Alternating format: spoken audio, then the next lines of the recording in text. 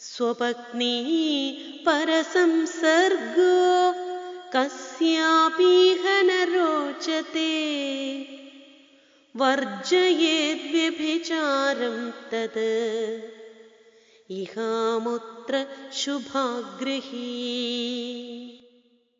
സ്വപത്നീ പരസംസർഗം, തൻ്റെ പത്നിയുടെ പരസംയോഗം. പരസംയോഗം എന്ന് വെച്ചാൽ വേറൊരാളുമായിട്ടുള്ള ബന്ധം. ഇഹ, ഇവിടെ ഈ ലോകത്തില് കസ്യാഭിനരോചത, ഒരുത്തിനും ഇഷ്ടപ്പെടുന്നില്ല.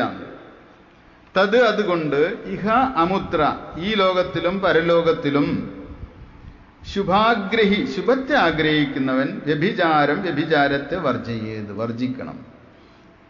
വ്യഭിചാരത്തെ വർജിക്കാൻ പറയുന്ന കാരണം എന്താ? നമുക്ക് നമ്മുടെ ഭാര്യ വേറൊരാളുമായിട്ട് സംസർഗത്തിൽ ഏർപ്പെടുന്നത് ഇഷ്ടമല്ല. അതുകൊണ്ട് വേറൊരാളുടെ ഭാര്യയുമായിട്ട് നമ്മൾ സംസർഗം ചെയ്യുന്നത് പാടില്ല എന്ന് പറയും. സപത്നീ പരസംസർഗ കസ്യാപീഹ ന രോചതേ. ആ മാനദണ്ഡം ഗുരു ആത്മോപദേശ ശതകത്തിൽ പറയുന്നത് പോലെ ഒരുവന്റെ പ്രിയം വേറൊരുവന്റെ പ്രിയവുമായിട്ട് നമുക്ക് യോജിച്ച് വരണമെന്ന് പറയുന്നത് പോലെ ഇവിടെയും ഗുരു എടുത്തിട്ടുള്ള മാനദണ്ഡം നമുക്ക് നമ്മുടെ സ്വന്തമായ ഭാര്യ വേറൊരാളുമായിട്ട് സംസർഗത്തിൽ ഏർപ്പെടുമ്പോൾ എങ്ങനെ ഇഷ്ടമില്ലാതിരിക്കുന്നുവോ അതുപോലെ തന്നെ വേറൊരാളുടെ ഭാര്യയുമായിട്ട് നമ്മൾ സംസർഗത്തിൽ ഏർപ്പെടുമ്പോൾ അയാൾക്ക് ഇഷ്ടമുണ്ടാകില്ല, അയാൾക്ക് ഇഷ്ടപ്പെടുകയില്ല. ഇത് തിരിച്ചും പറയാം. പുരുഷന്റെ തലത്തിൽ നിന്ന് മാറ്റി സ്ത്രീയുടെ തലത്തിലും പറയാം. രണ്ട് തലത്തിലും നമുക്ക് പറയാവുന്നതാണ്. അപ്പോൾ ഇതാണ് വാസ്തവത്തിൽ പരസ്ത്രീ ഗമനത്തെക്കുറിച്ച്, പരപുരുഷ ഗമനത്തെക്കുറിച്ചിട്ട്, വ്യഭിചരണത്തെക്കുറിച്ചിട്ട് ഈ ശ്രീനാരായണ ധർമ്മത്തിൽ പ്രത്യേകം എടുത്തു പറഞ്ഞിട്ടുള്ളത്.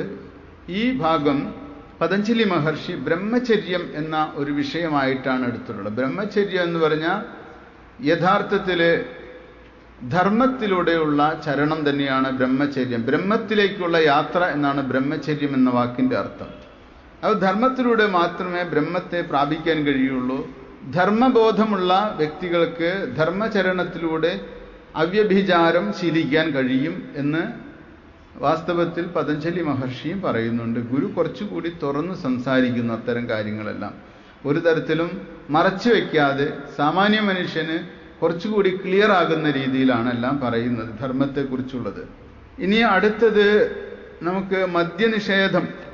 എന്തുകൊണ്ടാണ് ഗുരു മദ്യം വേണ്ട എന്ന് പറയുന്നത്? മദ്യം വിഷമാണ്, അത് ഉണ്ടാക്കരുത്, കൊടുക്കരുത്, കുടിക്കരുത് എന്നൊക്കെ നമ്മൾ കേട്ടിട്ടുണ്ട്. ശ്രീനാരായണ ധർമ്മത്തിൽ എന്തുകൊണ്ടാണത് എന്ന് പറയുകയാണ്.